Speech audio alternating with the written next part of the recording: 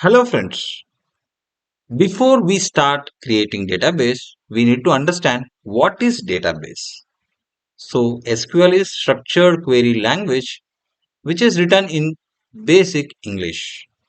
So I will show you instead of theoretical what is database now. Let's see. So just I'll tell you this is one SQL server.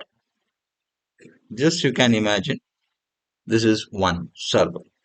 Inside this, we can create multiple databases. Yes, we can create database 1, database 2, 1, 2, 3. Multiple databases we can create. This is like a container. Inside this, now we can create tables. Inside this, we will create table 1, 2, 3. Here, 1, 2, 3, any number of tables we can create.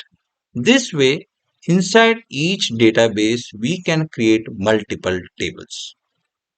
And main thing, in the SQL Server, the database 1 is there.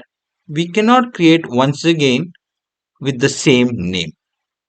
System will not allow. And same, for example, database 2 already there. So we cannot create database 2 once again. Same condition applies in case of tables.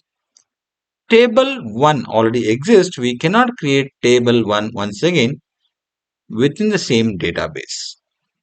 What is table? Table is same like Excel sheet.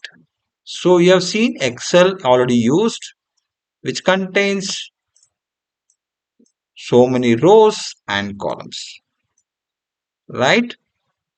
These are all rows. This is rows and these are all columns, right?